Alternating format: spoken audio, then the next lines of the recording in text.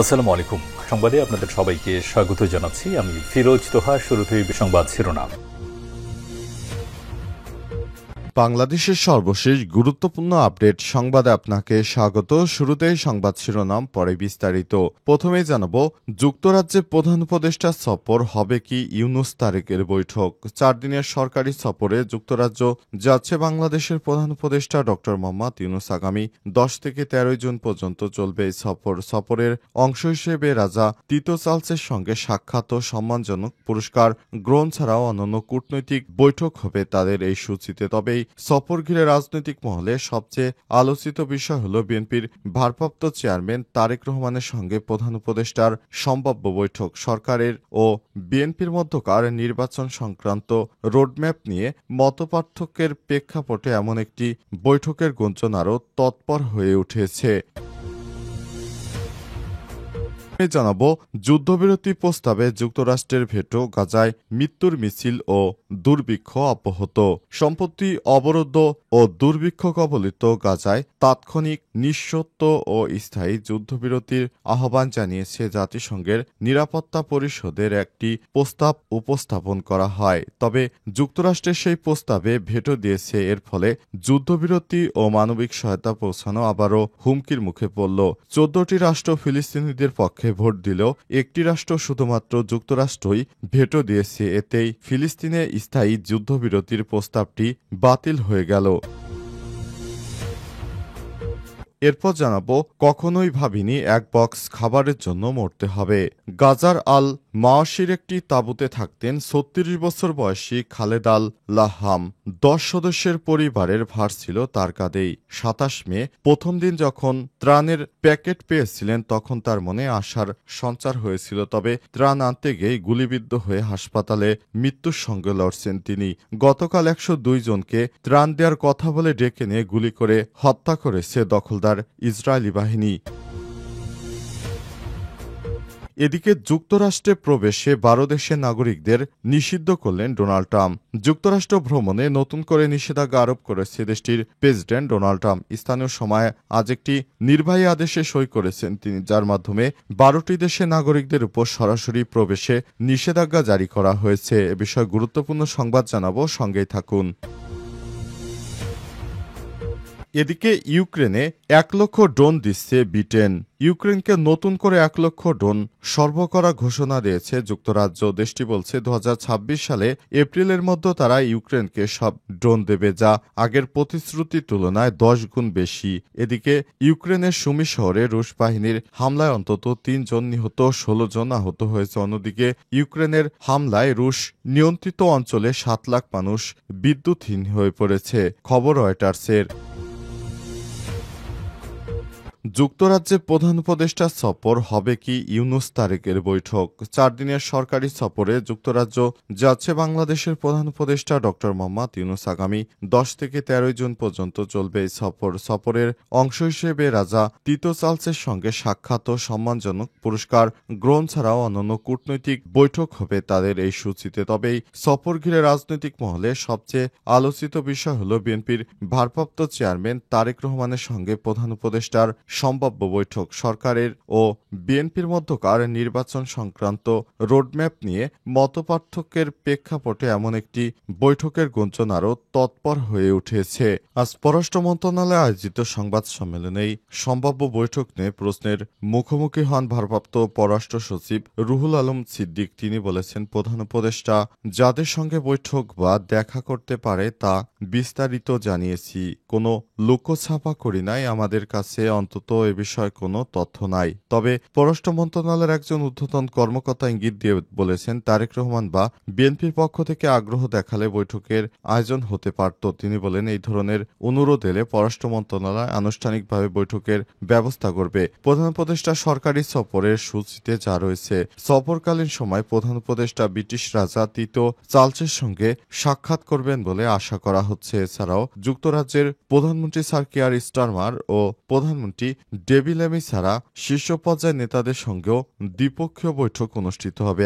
11 June লন্ডনে Chatham হাউসে অনুষ্ঠিত এক আলোচনায় অংশ নেবেন প্রধান উপদেষ্টা অধ্যাপক ডক্টর মোহাম্মদ ইউনূস। বাংলাদেশের রাজনৈতিক বাস্তবতা, ভবিষ্যতের সম্ভাবনা ও চ্যালেঞ্জ নিয়ে আলোচনা করবেন। সন্ধ্যায় দ্য কিংস ফাউন্ডেশনের ৩৫ বছর পূর্তি উপলক্ষে আয়োজিত এক নৈশভোজে তার উপস্থিত প্রত্যাশা করা হচ্ছে। যুদ্ধবিরতির প্রস্তাবে যুক্তরাষ্ট্রের ভেটো, গাজায় মৃত্যুর মিছিল এবং দুর্ভিক্ষ অব্যাহত। সম্প্রতি অবরুদ্ধ ও দুর্ভিক্ষ কবলিত গাজায় তাৎক্ষণিক, নিঃশর্ত ও স্থায়ী যুদ্ধবিরতির আহ্বান জানিয়েছে জাতিসংঘের নিরাপত্তা পরিষদের একটি প্রস্তাব উপস্থাপন করা হয়েছিল। তবে যুক্তরাষ্ট্র সেই প্রস্তাবটিতে ভেটো দিয়ে বাতিল করে দিয়েছে। এর ফলে গাজায় আর যুদ্ধবিরতি এবং মানবিক সহায়তা পৌঁছানোর কোনো উপায় রইল না। শেষ চেষ্টাটাও ব্যর্থ হয়ে গেল। আবারও হুমকির মুখে পড়ল নিরীহ ফিলিস্তিনিরা। অন্যদিকে এ সময়ের মধ্যে ইসরায়েল টানা হামলায় গত ২৪ ঘন্টায় গাজা উপত্যকায় ১০০ জনের উপর নিরীহ ফিলিস্তিনি নিহত হয়েছে এবং আহত হয়েছে আরও অন্তত ৪৫০ জন।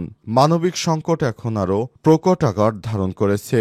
জাতিসংঘের নিরাপত্তা পরিষদে ১৪টি দেশ ফিলিস্তিনের পক্ষে ভোট দিয়েছিল। তারা ফিলিস্তিনিদের পক্ষে ভোট দিয়ে এই প্রস্তাবটি পাশ করতে চেয়েছিল।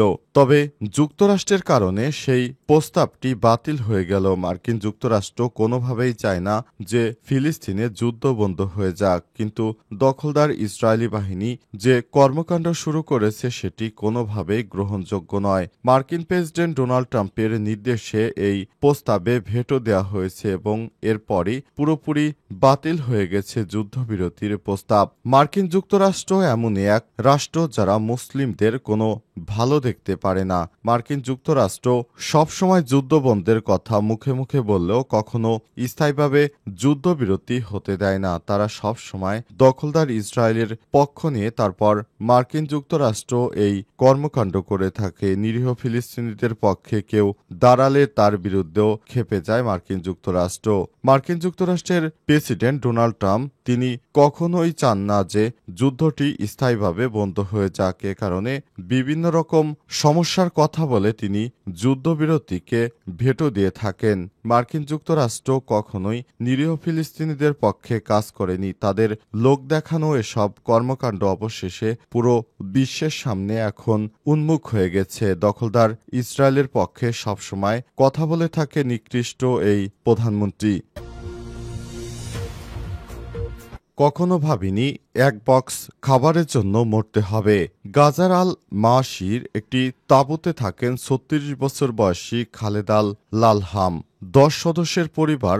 তার কাঁধেই ছিল ২৭ মে। প্রথম দিন যখন ত্রাণের প্যাকেট পেয়েছিলেন তখন তার মনে আশা সঞ্চার হয়। এজন্য বারবার সকালে আবারও ছুটে যান দুমুঠো খাবারের আশায়। বন্ধুদের সঙ্গে কথা বলেন, কিন্তু সেদিন ঘটল এক বিভীষিকাময় ঘটনা।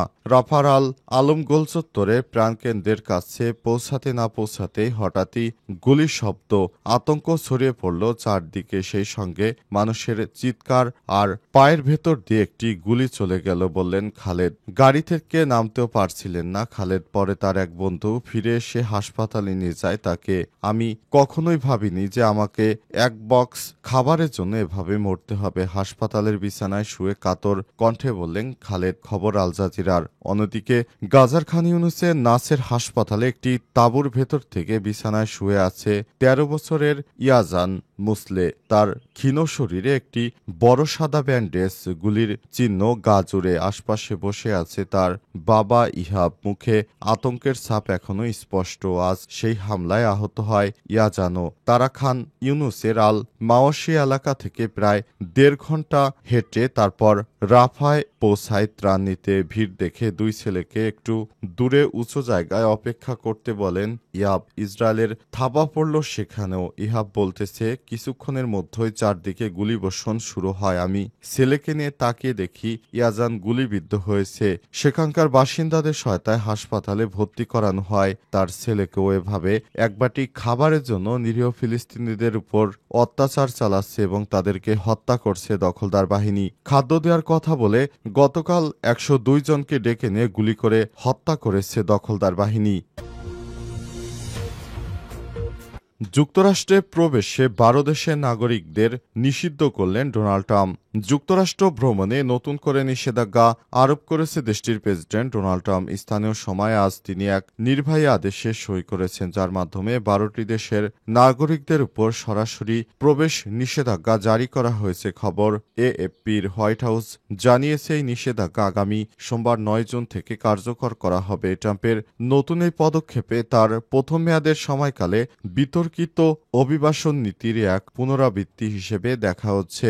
নিষেধাজ্ঞার আওতায় যেসব দেশের নাগরিকরা রয়েছে তারা হল আফগানিস্তান, মিয়ানমার, চাদ, কঙ্গো প্রজাতন্ত্র, Equatorial Guinea, Eritrea, Haiti, Iran, Libya, Somalia, Sudan এবং ইয়েমেন। তবে এখানেই শেষ নয়। ট্রাম্প আরও 7টি দেশের উপর আংশিক ভ্রমণ নিষেধাজ্ঞা দিয়েছে। দেশগুলো হচ্ছে Burundi, Cuba, Laos, Sierra Leone, Togo, Turkmenistan এবং ভেনেজুয়েলা। ট্রাম্পের সামাজিক যোগাযোগ মাধ্যম ট্রুথ সোশ্যালে পোস্ট করা এক ভিডিও বার্তায় কলোরাডোর বোল্ডারে ইহুদিদের একটি র্যালিতে পেট্রোল বোমা হামলার ঘটনার পরিপ্রেক্ষিতে তিনি এই নিষেধাজ্ঞার সিদ্ধান্ত নিয়েছেন। এই ঘটনায় অভিযুক্ত ব্যক্তি যুক্তরাষ্ট্রে অবৈধভাবে বসবাস করছিলেন বলে দাবি করেছেন মার্কিন যুক্তরাষ্ট্রের প্রেসিডেন্ট ডোনাল্ড ট্রাম্প। তিনি বলেছেন, ইহুদিদের উপর যারা বিদ্বেষ ছড়ানোর চেষ্টা করছে আমরা কঠোরভাবে তাদেরকে দমন করব। এ কারণে এই নিষেধাজ্ঞা জারি করলেন মার্কিন প্রেসিডেন্ট ডোনাল্ড ট্রাম্প।